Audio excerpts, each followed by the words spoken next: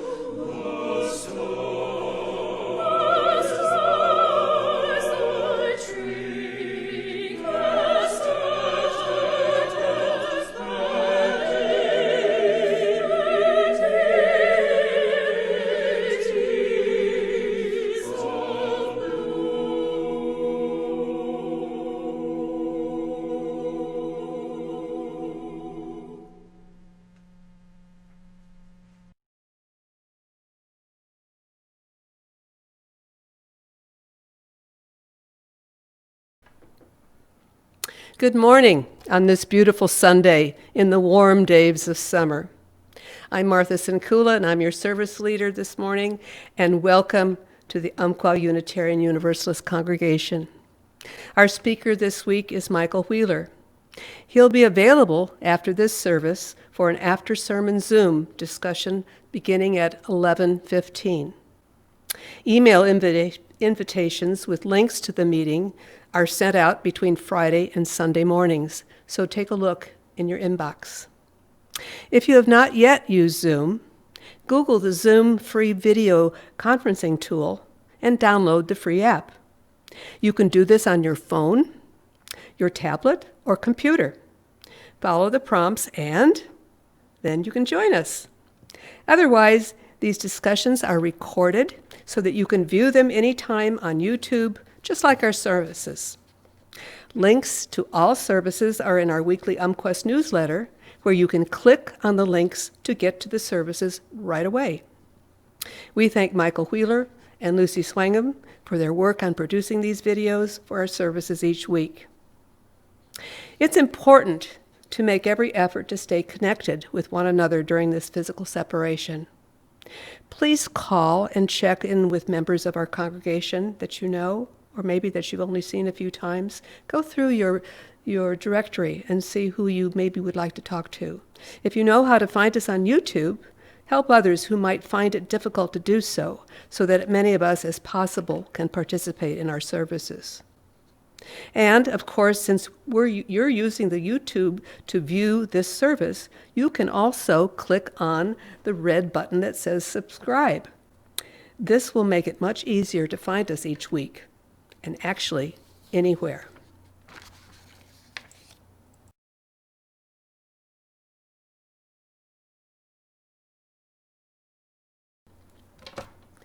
Our opening words this morning are by Lao Tzu. Do the difficult things while they are easy, and do the great things while they are small. A journey of 1,000 miles must begin with a single step.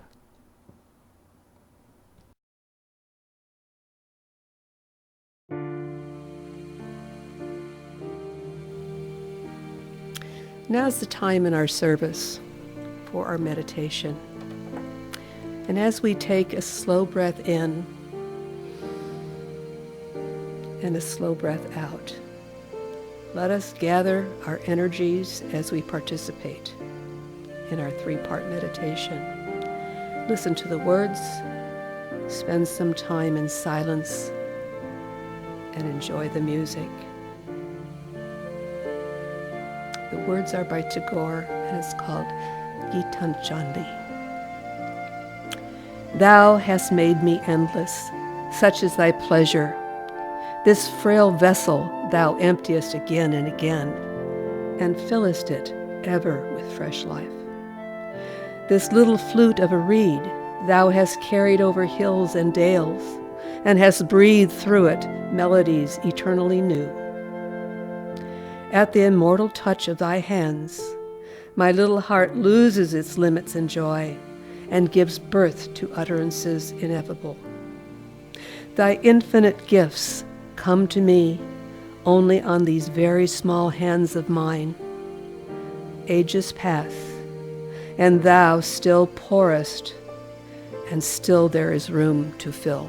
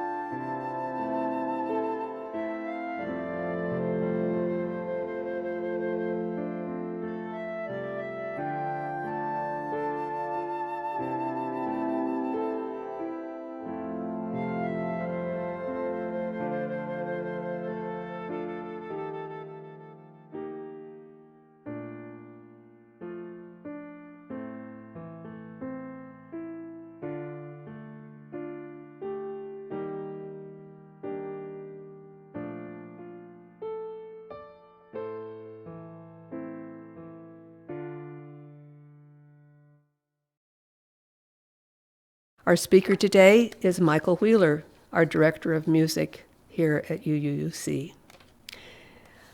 He holds a master's degree in music theory, harmony, and ear training from the Berklee School of Music, a Bachelor of Arts degree in music history from Charter Oak State College, a Master of Arts in ethnomusicology, which is studying shamanic drumming, Eastern Orthodox chant, Indo-Persian sacred music, and folk dance of the British Isles. a Master of Fine Arts in Music Composition from Vermont College of the Fine Arts, and a Doctor of Sacred Music from the Interfaith Theological Seminary, where his dissertation examination of meditative and therapeutic dance as practice as for well-being was referred to as groundbreaking. Outside of his musical studies, Michael holds an advanced diploma in philosophy, psychology, and sociology, as well as being a certified life coach through Arcology Ltd, which is in the UK. He is an ordained minister through the International Metaphysical Ministry, during which time he developed practices of meditation and hypnosis. Michael's primary focus in ministry is examining the role of story in its shaping of the self and community. Good morning and a very happy Sunday to all of you. I am coming to you again from my home music studio. It seems to be just a little bit easier to formulate thoughts as opposed to behind the lectern when sadly none of you are there. So I started thinking about this the other month when I was absolutely down and out and just in the ditch as far as depression goes. And it's something that I've dealt with my whole life. The past couple of years have been especially hard, and perhaps that is a conversation for another time. But I was at the grocery store, and there was a young man who was ringing me up, and he said, "How are you doing?" And I said, "I'm okay." And this is my standard response, because whenever people ask me how I'm doing, especially since the death of my wife, but certainly other challenging things have happened to me, I am maintaining. I'm still alive. I can't say that I've been happy or I've been good since that event happened. So my standard response was always, "I'm okay," because I never wanted to lie to people and say, "Oh, I'm good. How are you?" But at the same time, I don't want my presence to be, to be a depression on others either, which is why I tend to isolate from time to time. But this young man, I asked him how he was doing, and he says, "I'm great. I'm having a great day." And I said, I need some of your attitude. And he paused while he was ringing me up, and he said, it's interesting how many people say that to me. I said, "Well, you'd be surprised how much one good encounter in a day can help someone." And he says, "Absolutely, that I know that I have the power to ruin somebody's day entirely if I don't treat them well." And he was a young man. He couldn't have been much older than, he certainly wasn't older than 25. I want to say he was probably 21. And how enlightened that was. And then he said, playfully as an aside, he says, "So I treat everybody the best I can who comes through these lines. And sometimes I even like to flirt with the old ladies, because I know that they don't get that attention as much." I just laughed and I said, "Well, you're a giver." But that young man changed my day. I left because he made me smile, he made me laugh, and so when I left smiling and I left laughing, my day got better. And it's not like this is some grand revelation. We all know that we have a choice in our suffering, and that it's something that's repeated by religions really the world over, that if you want to experience joy or peace, then live life in gratitude.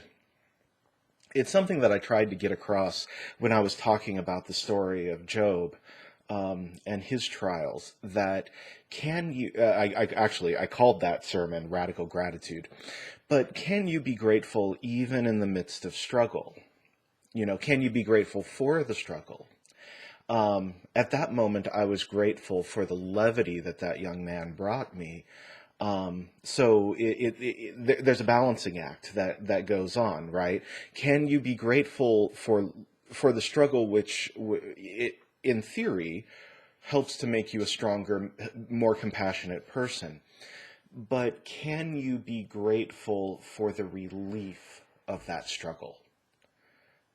Even if it is just a young man in the checkout line telling you a silly joke or a silly statement. So, one blessing that I've had throughout my entire life was to be gifted with incredible mentors. And in my trying to live gratefully, trying to live in a way that is not self-deprecating, in a way that is not an attitude of woe is me. I wanted to talk about some of these mentors that I've been lucky enough to have in my life. And for every individual that I mention, there's 20 individuals that I'm not going to mention. But I think I would first have to go with my first real voice teacher. Now, I'd come out of a very controlling, negative, and toxic relationship with my first voice teacher. He didn't really know very much about teaching singing and teaching music. But he wanted to use what he did. He had a beautiful singing voice, and he wanted to use what he did know as a means to get closer to young men. Very troubled man. He died some time ago. But that's a talk for another day. But my first real voice teacher was this woman by the name of Wendy Turner. And Wendy was a remarkable woman. She was a Mormon. She was a very talented pianist with a beautiful singing voice. Now, I was not born with really any musical talent at all, as my mother would certainly attest. But I wanted to sing badly. I heard Pavarotti sing Nessun Dorma when I was, I must have been 12 or so. I thought it was the single most beautiful thing I'd ever heard in my life, and I just thought I'd give anything to be able to sing like that. It just looked like so much fun, and there was something really spiritual and transcendent about having a voice like that.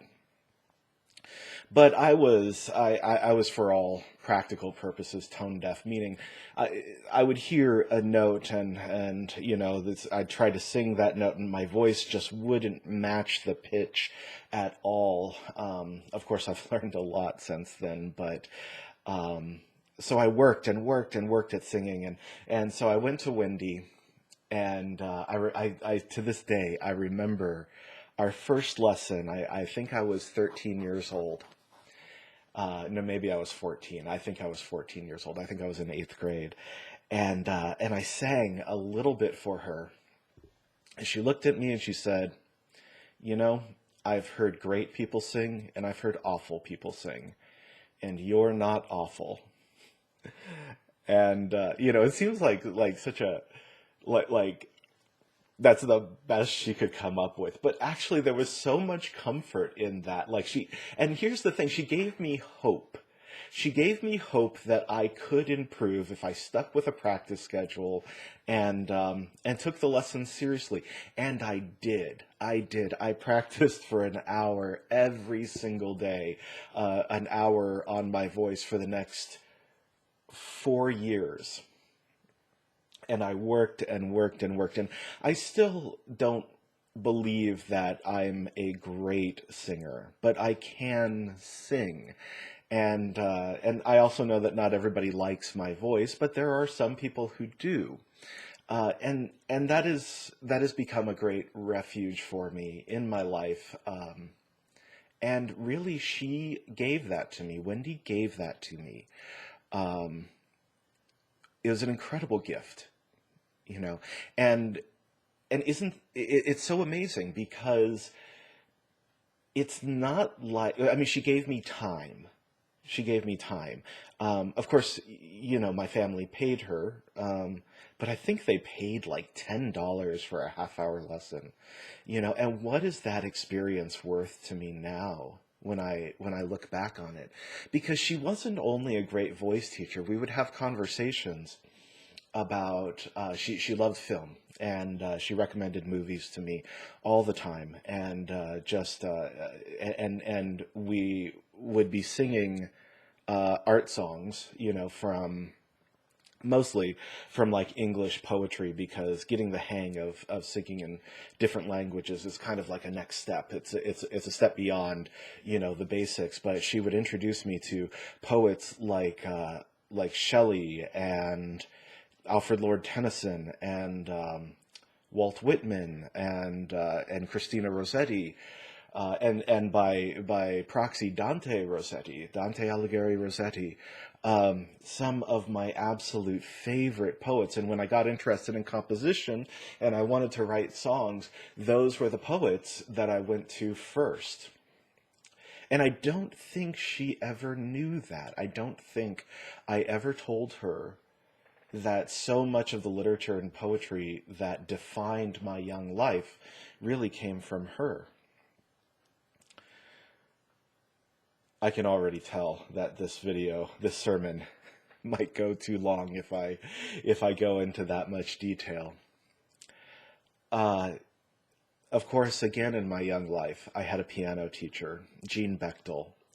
And Jean was a church-going lady. She was such a remarkable woman, but she had a deep and abiding faith in God.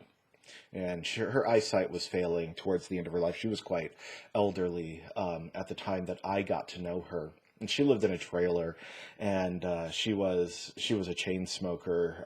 She smoked cigarettes constantly. She would smoke cigarettes during our piano lessons, which you can't really do anymore.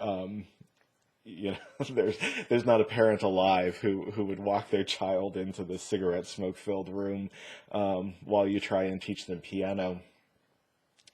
And I was very bad with, whereas I was quite good with voice practice, I was very bad with piano practice. I maybe practiced a total of 10 hours of piano in my entire high school life. It was just terrible. Our piano lessons really more turned into me bringing her sheet music that I had written and her playing through it and then discussing it. In a big way, she was my first composition teacher, even though our lessons were just her playing so I could hear, because I wasn't good enough to play what I was writing, which is kind of an interesting thing. But how encouraging she was. And she would talk to me about how God implants certain talents into people. She made me feel as though I had a gift for writing music, and she encouraged me in that way. So instead of scolding me constantly for not practicing piano, she took the opportunity to encourage me in something that I was passionate about doing, and that was writing music. When I got older and dropped out of college to start a band and go on tour and try to live the life of a rock star, it did not go the way that I expected it to. But in my travels,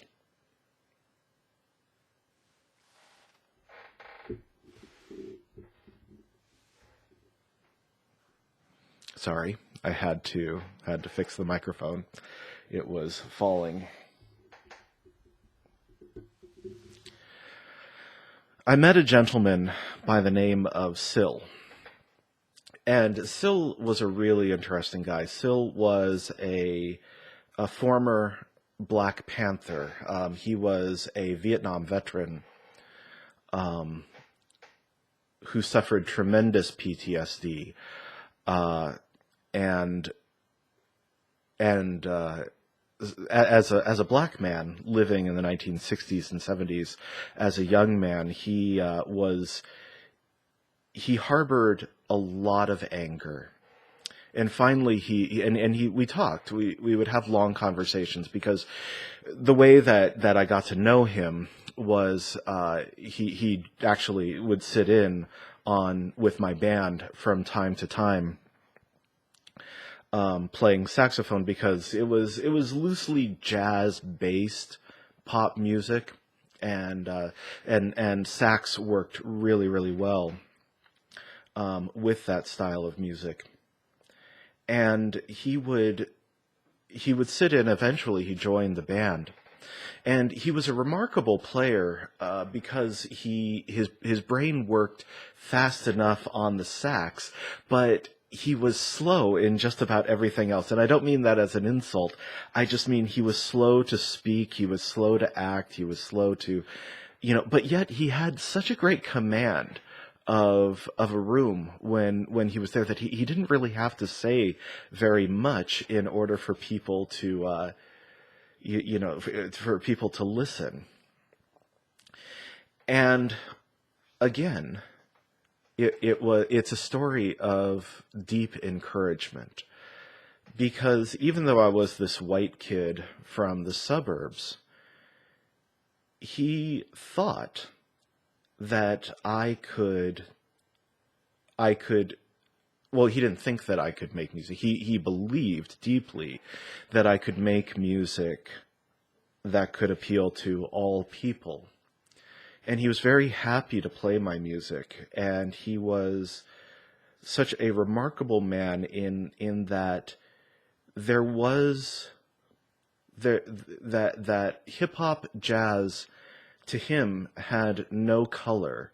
There were the people who loved that music, and there were the people who didn't. And if you were a lover of the music, then to him, you were part of the community. I think maybe there was some part of him that wanted to serve some kind of penance for the hatred that he harbored when he was a young man. But when I met him, that was so far beyond him. That was so much in the past, that he was just a man who seemed at peace. And that, more than anything, was what I took from him, especially at this stage of my life, being 41. I was in my 20s when I knew Syl. And that is, you can come through anger. You can come through depression, you can come through rage, and you can still have something to give to the younger generation. All right, last individual. My first teaching job I got was with a small company giving after-school music lessons called Arizona Music Academy. And I was actually hired by a gentleman who just was kind enough to take on the hiring responsibilities for Arizona Music Academy. But I got to know the owners very well. And it was a brother and sister duo who owned a piano store in South, well, technically it was Phoenix, Arizona, but really it was more part of like the Tempe area. But that's not important. The September 11th incident really harmed piano sales and production. And, you could ask a lot of piano sale professionals about this, that really it's an impossible business to make money in these days. And I was watching that piano sale business just kind of evaporate. But yet, the lesson side of things, the lesson part of the company, was doing very well. So Gail Rodenbostel, decided that she was going to walk away from her piano dealership and focus solely on providing lessons for children. Now, she herself was not an especially proficient pianist. She was, she was primarily a businesswoman. And boy, when I tell you about everything good that I know about music lesson business, really comes from Gail. That, she had a sharp mind for talking to how she talked to parents, the way that she moved through the discussion to get people to sign up, to get people into lessons, to stay on top of payment. I mean, all of this stuff that I know now that I've had a business is just it's so hard. But she did it, and she took that off of our plates. Now, what's interesting about Gail and the situation of the piano business falling away is that she probably at the time would have been much better off to just close up shop and walk away and do something else. That's not what she did. She looked at all of her employees, all of her music teacher employees, and she said that she was not going to abandon us, that she was providing employment, and she went I don't know how long without ever taking a paycheck. She kept that business open because she did not want her employees to be out of work.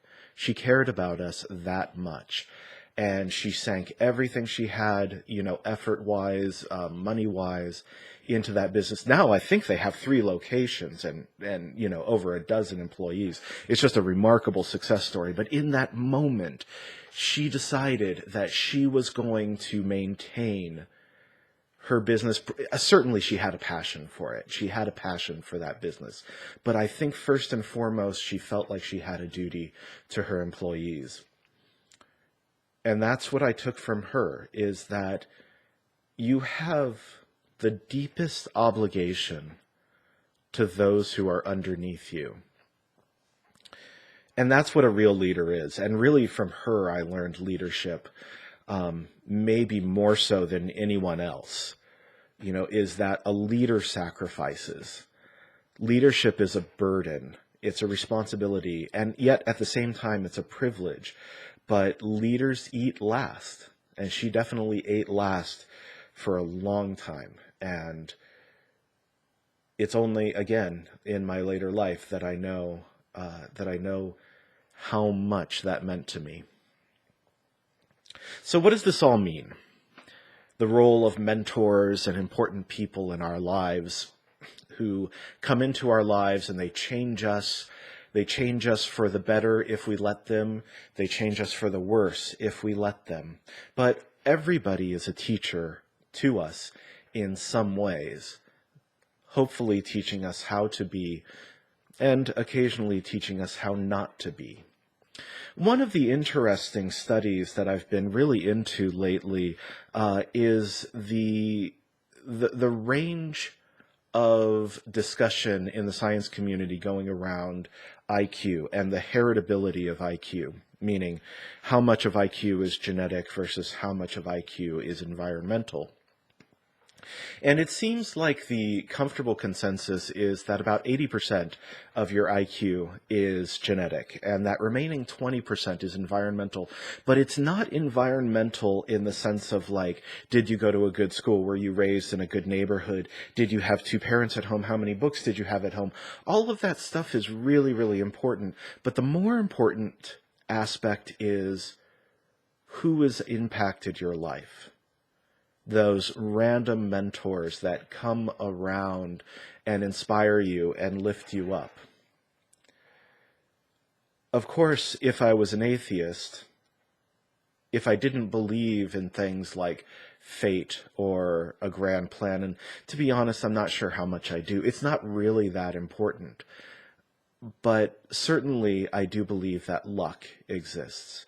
And I have been beyond lucky and beyond privileged to know just amazing individuals. And if this sermon went on for 5 hours, I could talk about all of the other people in my life. Certainly my parents, certainly friends that I grew up with, and certainly you, the dear congregation at the Umpqua Unitarian Universalist congregation, who has impacted my life in great ways, more than I'll ever be able to tell you. So I hope you have a beautiful Sunday, and let's talk about this in our Zoom meeting. Take care.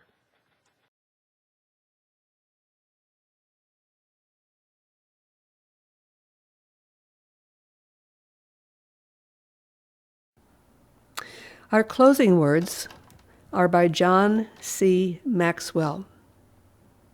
A word of encouragement from a teacher to a child can change a life. A word of encouragement from a spouse can save a marriage. A word of encouragement from a leader can inspire a person to reach her potential.